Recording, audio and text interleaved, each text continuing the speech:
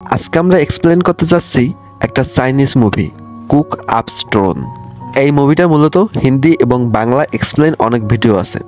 আমি তাদের মতো না পারলেও চেষ্টা করব বেটার করার। এই সিনেমাটি অন্যান্য সিনেমা থেকে একটু ভিন্ন। এই সিনেমার ভিতরে বন্ধুত্ব এবং সম্পর্কে একটা ব্যাপার রয়েছে। তো সিনেমাটি শুরু হতেই আমরা একটা স্টিভ শেফ গাউকে দেখি, আর সে অনেক মজাদার খাবার বানাতো। তার একটা ছোট্ট রেস্টুরেন্ট রয়েছে। রেস্টুরেন্টটা কম দামি হলেও সে তার রেস্টুরেন্টটাকে অনেক পরিষ্কার রাখে, আর সে নিজের প্রফেশনকে অনেক ভালোবাসতো। এরপর গাউয়ের অতীত দেখানো হয়। তার বাবা তাকে ছোটবেলায় ছেড়ে গেছিল একটা শেফের কাছে, যাতে সে ওই শেফের কাছে থেকে অনেক ভালো রান্না শিখতে পারে। গাউয়ের সাথে গাউয়ের বাবা ছোটবেলা থেকেই ছিল না, সে একাই বড় হয়েছিল ওই শেফের কাছে, আর তার স্বপ্ন ছিল সে একদিন অনেক বড় শেফ হবে। এরপরে গাউর বাবাকে দেখানো হয় সে এই দেশের সেরা শেফ।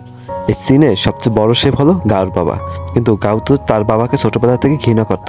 তার বাবা যখন তাকে ওই শেফের কাছে ছোটবেলায় ছেড়ে আসছিল, তখন থেকেই গাউর বাবাকে ঘৃণা করত। বাট এতে গাউর বাবার কিছু আসে যায় না। একমাত্র তার জীবনের উদ্দেশ্য ছিল এই দেশের সেরা শেফ হওয়া।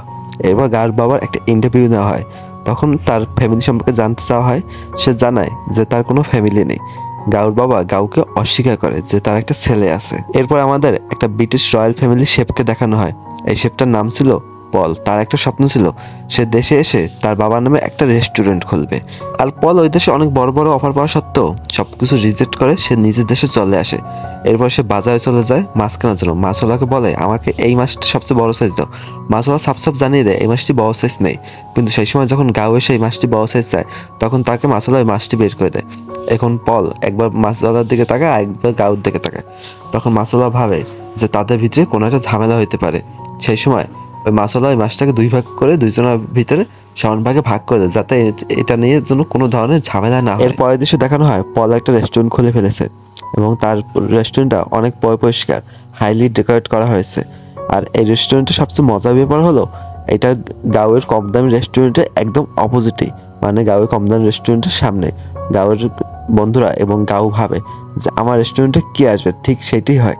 তার রেস্টুরেন্টে আসলে কেউ যায় না। পলের রেস্টুরেন্টে সকল বড় বড় বিজনেসম্যান এবং সকলেই যায়। গাঁওয়ের বন্ধুরা এবার একটা অফার চালু করে যে ডিসকাউন্ট অফার।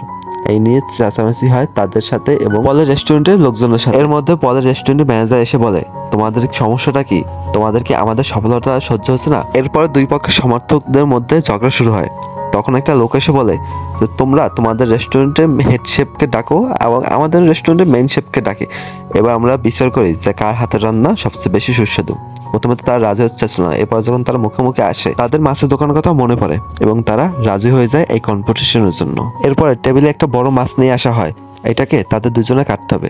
প্রথমে পল অর্ধেক মাছটা কাটে এবং স্মুথলি সকল কাটাগুলো বের করে আনে। এইটা দেখে সবাই তো অবাক হয়ে যায়। এরপরে পল মাছটি ছুঁড়ে মারে গাউয়ের দিকে।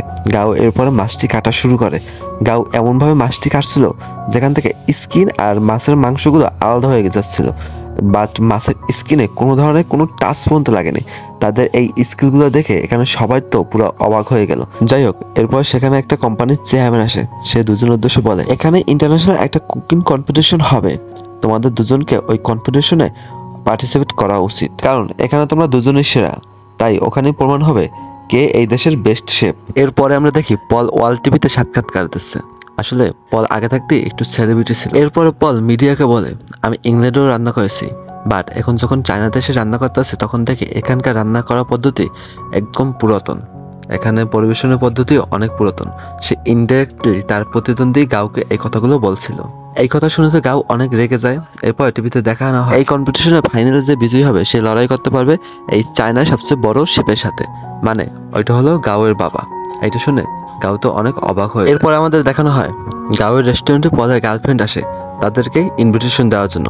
ওই দিন রাত্রে তাদেরকে খাবার জন্য ইনভিটেশন দেওয়া হয়। এরপর পলের রেস্টুরেন্টে গাউ এবং তার বন্ধু চলে যায়। এখানে পল নয়, খাবার সার্ভ করতে পলের গার্লফ্রেন্ড এসেছিল। তখন তাকে একটা ডিম দেওয়া হয় আর পদের মধ্যে কোনো একটা গাছের মতো দেওয়া হয়, বাট এটা গাছ ছিল না, এটা ছিল একটা খাবার। তো গাউ ভাবে পলের রান্নাটা সত্যি অনেক অ্যাডভান্স। এরপর গাউ রেগে গিয়ে পলের কাছে চলে যায়।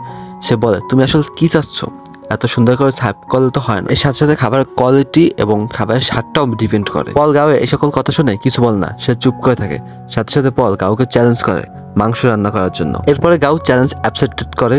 সে একটা পদ্ধতিতে রান্না করে এবং ওই খাবারটি দেখতে অনেক ডিলিশিয়াস লাগে। এবার পল বলে দাঁড়াও আমি তোমার সেম রান্নাটি আরেকটা রেসিপিতে তৈরি করে দেখাই। সে অ্যাডভান্স প্রযুক্তিতে ওই রান্না করার রান্নাটি সে আবার পুনরায় রান্না করে এবং নতুন একটা ডিশ বানিয়ে দেখায়। গাউ দেখে সত্যি এটা অনেক সুস্বাদু এবং ভালো একটা ডিশ ছিল। গাউ এবার বিশ্বাস করে পল আসলে অনেক অ্যাডভান্স এবং ওর রান্নাটা অনেক ভালো, এবার মন খারাপ করে ওখান থেকে চলে আসে। তখন গাউয়ের কাছে সেই শেফের কল আসে যে শেফের কাছে তার বাবা তাকে রেখে এসেছে। সে বলে তোমার বাবা তোমার সাথে দেখা করতে চায়। এবার গাউর সাথে গাউর বাবা দেখা করে। গাউ তার বাবার উপরে অনেক রেগেছিল। সে তার বাবাকে বলে আপনি তো স্বীকারই করেন না যে আপনার একটা ছেলে আছে। গাউর বাবা বলে হ্যাঁ আমি এই জন্য এই কথাগুলো বলেছি যাতে তুমি যেতে এই দেশে সবচেয়ে বড় সেরা শেফ হয়ে ওঠো, আর মিডিয়া বা সাধারণ জনগণের জন্য এইটা না ভাবে যে আমি দেশের সেরা শেফ তাই তুমি এই দেশের এইসব ইন্টারন্যাশনাল কম্পিটিশনে তুমি পার্টিসিপেট করতে পারছো। তুমি যে তোমার নিজের দক্ষতা এসেছো সেটা তুমি প্রমাণ করে দাও।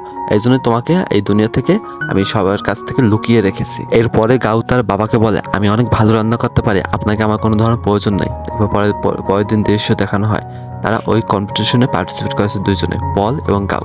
তারা দুজনে তাদের রান্না হাতের স্কিল দেখিয়ে অনেক সুস্বাদু এবং মজার খাবার তৈরি করতেছিল। তাদের স্কিলগুলো ছিল নেক্সট লেভেলে এবং তাদের রান্না হাতে একটা জাদু। এরপর যখন জাজরা পয়েন্ট দিয়েছিল তখন তাদের দুজনের খাবারই তাদের কাছে সেম লাগছিল, তাই দুজনকে সেম মার্ক দিয়েছিল। কিন্তু পরবর্তীতে পলকেও বিজয়ী ঘোষণা করা হয় কারণ সে অনেক অল্প সময়ে অনেক ভালো খাবার রান্না করতে পারে। আর সেখান থেকে গাও কম্পিটিশনে হেরে যাওয়ার কারণে উদাস মনে একটা গেমিং সেন্টারে আসে, গেম খেলতে শুরু করে এবং একদিন পর্যন্ত সে এরকমই থাকে। এবার সেই শেফটি আসে যে শেফের কাছে তার বাবা ছোটবেলায় তাকে রেখে গিয়েছিল। সে তাকে বোঝায় যে হার জিত মানুষের জীবনে আছে, আজকে তুমি হেরে গেছো কালকে তুমি অবশ্যই জিতবে, এখন তুমি রেস্টুরেন্টে ফেরত যাও। বাট গাউ রেস্টুরেন্টে যেতে চাচ্ছিল না কারণ তার মান সম্মানে লেগেছে। এরপরে গাউকে অনেক বোঝানোর পর সে বাসায় ফিরে যায় এবং নেক্সট কম্পিটিশনের জন্য প্রস্তুতি নিতে থাকে। এদিকে পল আজকে বিজয়ী হওয়ার কারণে সে রেস্টুরেন্টে গিয়ে অনেক এনজয় করতে থাকে। তার সাথে ছিল তার একটা বান্ধবী আর একটা বন্ধু। তার বন্ধু বলে তুমি আমাদেরকে কেন সুযোগ দাও না, তোমার বন্ধুদেরকেও একদম সুযোগ দিতে পারো। একে দেখো, একে একবার সুযোগ দাও, সে তোমাকে দেশের কাছে আবার নতুন করে রিপ্রেজেন্ট করতে পারবে। এরপর সে জানায় হ্যাঁ ও আমার খুব ভালো বন্ধু, বাট আমার মনে হয় না সে অত ভালো রান্না করতে পারে। আরও কিভাবে আমার রেস্টুরেন্টকে পৃথিবীর সামনে আবার নতুন করে রিপ্রেজেন্ট করবে। এখানে তাদের কথা শুনে বোঝা যায় তাদের ভিতরে কোনো গড়বড় রয়েছে। এরপরে পলের বান্ধবী তাদের সামনে দুইটা স্যুপ রাখে এবং পলের উদ্দেশ্যে বলে তুমি কি বলতে পারবে কোনটার ভিতরে লবণ বেশি রয়েছে এবং কোনটার ভিতরে লবণ কম রয়েছে। এরপরে পল কোনো কথা বলে না।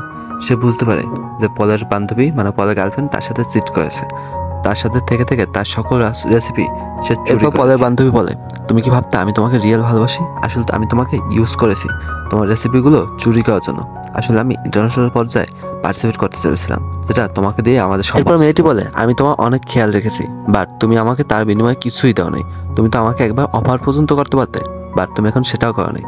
কিন্তু আমার কাছে তোমার সকল রেসিপি আছে, এখন আমিও ইন্টারন্যাশনাল পর্যায়ে পার্টিসিপেট করব। আর এখানে আমরা বুঝতে পারি পলের সাথে পলের সকল বন্ধুরা চিট করেছে। আর ওখানে যে আরেকটা লোক ছিল সম্ভবত সে নতুন একটা রেস্টুরেন্ট খুলবে যার কাছে পলের সকল রেসিপিগুলো থাকে। এরপর পল আরো হতাশ হয় যখন সে দেখে তার গার্লফ্রেন্ড ওই লোকটির সাথে সম্পর্কে আছে। আসলে তারা সকলে মিলেই তার সাথে চিট করছিল। আর তারা এটাও জানায় যে তার রেস্টুরেন্টটি তারা কিছুদিনের ভিতরে বিক্রি করে দেবে এবং তারা নতুন জীবন শুরু করবে। এখান থেকে বোঝা যায় পল আসলে তার রেস্টুরেন্টটি তার গার্লফ্রেন্ডের নামে করেছিল। এই কথাটা চিন্তা করতে সে তার রেস্টুরেন্ট থেকে বের হয়ে যায়। অনেক রাত্রে পল তার রেস্টুরেন্টের সামনে বসে ড্রিঙ্ক করতেছিল, তখনই তার সামনে দিয়ে হেঁটে যাচ্ছিল গাউ। সে তার কাছে আসে, সে বলে যে তুমি এখন হতাশ হয়ে কিছুর জন্য বসে আছো, তুমি তো এই পার্টিসিপেটে জিতে গেছো। পল জানায় হ্যাঁ আমি জিতে গেছি বাট জিতে গিয়েও অনেক কিছু হেরে গেছি। সামনে যে ব্যানারটি দেখতেছো আমি ওনার মতো। এই কথাটি শুনে গাউ হালকা একটু হাসে আর পলকে জানায় উনি আমার বাবা। তুমি হয়তো ভাবো উনিও একটা ভালো মানুষ বাট তুমি হয়তো এটা জানো না উনি মনের দিক দিয়ে অনেক বড় একটা খারাপ। এছাড়া গাউ তার সাথে ছোটবেলায় কি হয়েছিল তা সবকিছুই তাকে জানায়। পল বলে তুমি অনেক ভালো মজা করতে পারো, এখন থামো। গাউ জানায় এটা মজা না, এটা সত্যি। ছোটবেলায় তার সহকারীর কাছে আমাকে সে ছেড়ে গেছিল, সে ছিল তার সহকারী শেফ যার কাছে আমি এই রান্নাগুলো শিখেছি। পল বলে এসব কথা মনে রেখে আর কোনো লাভ নেই, এখন তুমি বলো আমরা কি করতে পারি। গাউ বলে চলো এই খালি বোতলগুলো ব্যানারে ছুঁড়ে মারি। এগুলো ব্যানারে ছুঁড়ে মারে এবং তাদের মধ্যে ওই সময় একটা ভালো একটা বন্ডিং হয়ে যায়, তারা একটা ফ্রেন্ড হয়ে যায়। এরপরে পল তার রেস্টুরেন্টে গাউকে নিয়ে চলে আসে, তখন দেখে তার বন্ধুরা এই রেস্টুরেন্টে বিক্রি করে দিচ্ছে। পল বলে এখানে কি হচ্ছে? তার বন্ধু বলে এসব ছাড়ো, তুমি আগে বলো যে তুমি ইন্টারন্যাশনাল কম্পিটিশনে 3 নম্বর পর্বে কাকে নিয়ে যাবে, তোমার একটা পার্টনারের প্রয়োজন হবে। তখন তারা জিজ্ঞেস করে তুমি কি তোমার বান্ধবীকে নিয়ে যাবে? পল বলে পাগল হয়ে গেছো, আমি জানি যে কাকে নিয়ে যাওয়া লাগবে। সে এটা সত্যি ডিজার্ভ করে। সে গাউয়ের নাম জানায়। এটা শুনে তার বন্ধু অনেক জেলাস ফিল করে। তাদের মধ্যে একজন বলে, তুমি যদি কাউকে নিয়ে যাও তাহলে তোমার ক্যারিয়ারও ধ্বংস হয়ে যেতে পারে। এরপর পল ওই বেঈমান বন্ধুদেরকে মারে এবং তাদেরকে এখান থেকে যেতে বাধ্য করে। এরপরে ওই গার্জিয়ানশিপ চলে আসে। সে পলকে বলে, তুমি একটা ভালো সিদ্ধান্ত নিয়েছো এবার। পল বলে, কেন নয়, হ্যাঁ এটা গাও অবশ্যই ডিজার্ভ করে। এরপরে তারা দুজন প্র্যাকটিস, এখানে দুজনকে সাহায্য করছিল। গাও পলকে পুরানো পদ্ধতি শেখায় এবং পল গাওকে নতুন পদ্ধতি শেখায়, আধুনিক পদ্ধতি, এবং দুজনে মিলে অসাধারণ একটা প্রতিযোগিতার জন্য প্রস্তুতি নেওয়া শুরু করে। দৃশ্যে দেখানো হয় পল আর গাও অনেকটা ভালো সময় এনজয় করে। তারা দুজনে নাচ গান করতে করতে রান্নাগুলো শিখতে থাকে। এখন দৃশ্যে দেখানো হয় ওই দিন সেই দিনটা এসে গেছিল যেদিন এই ইন্টারন্যাশনাল কম্পিটিশনের দ্বিতীয় রাউন্ড ছিল। এখানে তারা একটা মিষ্টি তৈরি করে, কিন্তু ওই মিষ্টিটা এত অল্প সময় তৈরি করে যেটা অল রেকর্ড হয়ে যায়। আর জাজদের এই মিষ্টিটা এতটাই ভালো লাগে আর তারা জানায় যে এত সুন্দর মিষ্টি তারা আগে কোনো সময় খায়নি। তখন তারা তৃতীয় রাউন্ডের জন্য, মানে ফাইনাল রাউন্ডের জন্য সিলেক্ট হয়ে যায়। সেখানে গাওয়ের বাবার সাথে তাদের কম্পিটিশন করতে হবে। এরপরে পল গাওকে জানায়, তুমি যেও ফাইনাল কম্পিটিশনে, কারণ তোমার বাবার সাথে তোমার অনেক পুরনো হিসাব নিকাশ আছে। তোমার বাবা তোমাকে ছোটবেলায় ছেড়ে গেছিল ওই তার অ্যাসিস্ট্যান্ট শেফের কাছে, যে কারণে তুমি তোমার বাবার কোনো আদর পাও নাই এবং তোমার বাবা তোমাকে অস্বীকার করতে আছে। আর তুমি গিয়ে দেখিয়ে দাও যে কি তুমি করতে পারো। আমার কথা তুমি ছেড়ে দাও, আমি আমার বাবার স্বপ্ন পূরণ করেছি, তার নামে একটা রেস্টুরেন্ট খুলেছি। পলের এত বোঝানোর পরে গাউর অবশেষে রাজি হয়ে যায় ওই ফাইনাল রাউন্ডে সে যাওয়ার জন্য। সে তার বাবার সামনে কম্পিটিশন শুরু করে। তার কম্পিটিশন হচ্ছিল তার বাবার সাথে, বাট তার বাবা তো রান্না শুরু করে, সে কোনো ধরনের রান্না শুরু করতে পারছিল না। তার বারবার মনে পড়ছিল তার বাবাকে দেখেছে, তার ছোটবেলার কথা, তাকে যখন ছেড়ে গেছিল সে কত অসহায় হয়ে পড়ছিল এবং সবাই বুলি করছিল। এরপর গাউর বাবা গাউকে পানি ছুঁড়ে মারে আর বলে, তুমি তোমার কাজ শুরু করো তাড়াতাড়ি। এবার গাও কোনো একটা কিছু বানানো শুরু করে। এদিকে দেখানো হয় গাওয়ার বাবা কোনো একটা মিষ্টি জাতীয় কিছু একটা বানিয়েছে, নিচ দিয়ে আগুন উঠছে এবং তার মাঝখান দিয়ে একটা ফুল বেরিয়েছে। মানে এখানে অন্য ধরনের একটা ফিলিংস ছিল এবং সেটা টেস্ট ছিল যেমন অসাধারণ এবং দেখতেও ছিল ভিন্ন। তাই জাজরা এটা থেকে অনেক অবাক হয়ে গেছে। এরপর যখন গাউয়ের পালা আসে, যখন সবাই দেখতেছে গাউ কি বানিয়েছে, গাউ বলে আমি নুডলস বানিয়েছি। সে সোজা নিয়ে যায় তার বাবার কাছে। তার বাবা সেখানে অনেক রাগ হয়। সে চিন্তা করে এমন একটা শোতে সে নুডলস বানিয়েছে। এরপরে মাস্টার শেফ সেটা খাওয়া শুরু করে, কিন্তু সেটার টেস্ট ছিল এতটাই ভালো যে খাওয়া শুরু করে আর শেষ করে না। আসলে ছোটবেলায় যখন গাউর বাবা গাউকে নুডলস বানানো শেখাচ্ছিল তখন সে পারছিল না, তাই তাকে অনেক বকাবকি করছিল। আর এখন তার ছেলে এত সুন্দর নুডলস বানাচ্ছে যে একবার খাওয়া শুরু করলে আর সেটা থামাতে পারছে না তার বাবা। গাউর বাবা গাউকে বলে, তুই অনেক ভালো নুডলস বানিয়েছিস, এখানে একটা ইমোশনাল বিষয় আছে।